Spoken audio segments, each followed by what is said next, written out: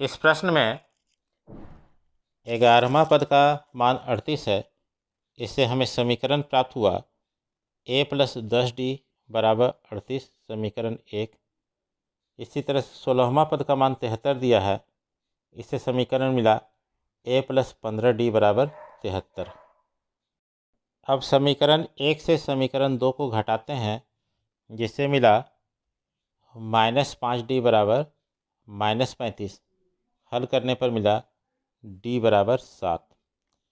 इसको समीकरण 1 में रख दिए तो यहाँ मिल गया a का मान -32। हमें 31वां पद का मान निकालना है, तो हल करेंगे और हल करके इसका मान प्राप्त हुआ 178। यह प्रश्न काफ़ी आसान है। इसमें तीसरा पद का मान 12 है और इसका अंतिम पद यानी कि 50वां पद का मान 106 है।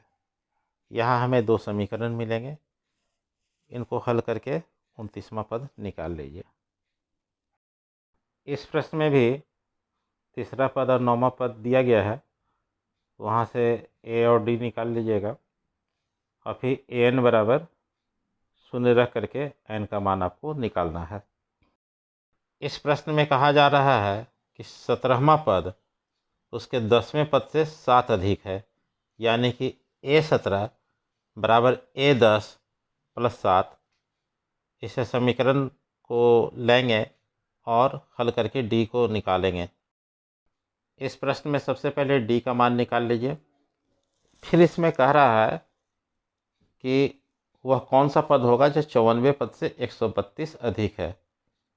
तो पद हमें नहीं मालूम है, उसको an मान लीजिए। तो हो जाएगा an बराबर a54 + 132। an का सूत्र लगा दीजिए, a दोनों साइड कट जाएगा। d का मान जो निकाले हैं वो रख दीजिए, तो n का मान आपको मिल जाएगा।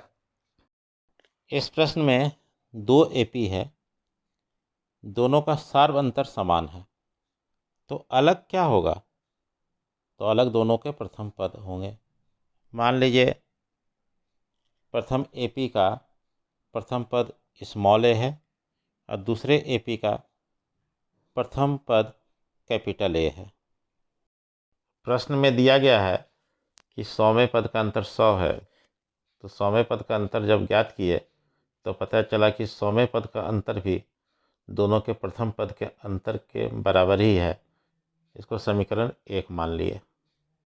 फिर जैसा कि प्रश्न में कहा गया है कि 1000वें पदों का अंतर निकालना है, तो 1000वें पदों का अंतर निकालने पर भी हमें यह अंतर दोनों के पहले पदों के अंतर के बराबर ही मिला, अतः यह अंतर भी 100 ही होगा।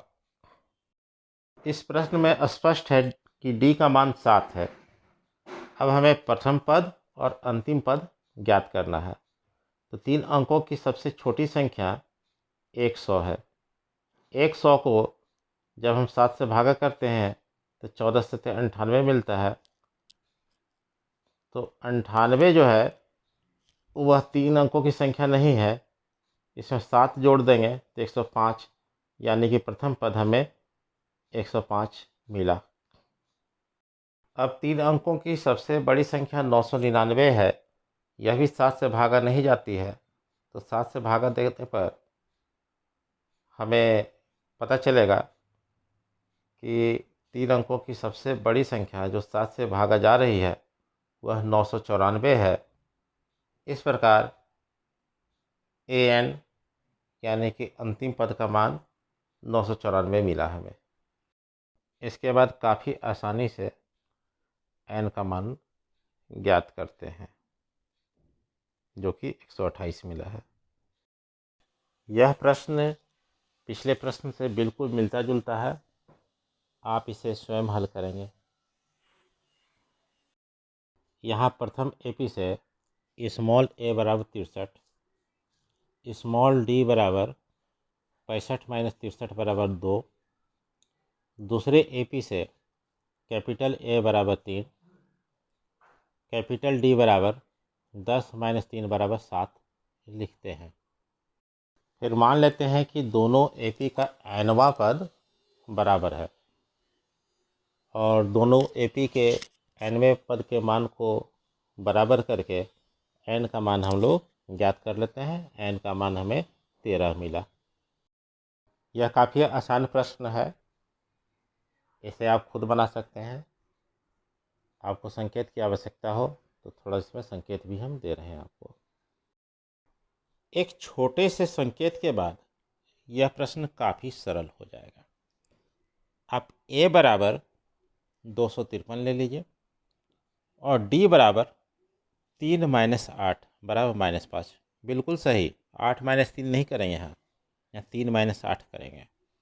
फिर 20वां पद निकाल लीजिए, a + 19d। चौथे और 8वें पदों का योग 24 है। इसको आप समीकरण में बदल दीजिए। a + 3d plus a + 7d बराबर 24। तो क्या हो जाएगा? 2a + 10d बराबर 24। हल कर लीजिए तो a + 5d बराबर 12। पहला समीकरण आपको मिल गया। इसी तरह छठे और 10वें पदों का योग 44 है। इससे भी आप समीकरण निकालिए। दोनों समीकरण को निकाल के a और d का मान निकाल लीजिए। यह प्रश्न भी काफ़ी आसान है। इसमें a का मान 5000 है, d का मान 200 है और an का मान 7000 है।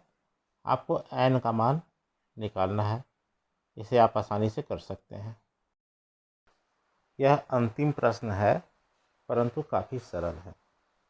इसमें a का मान सीधे 50 है और d का मान है 17.5 और an का मान है 207.50। आपको n का मान निकालना है।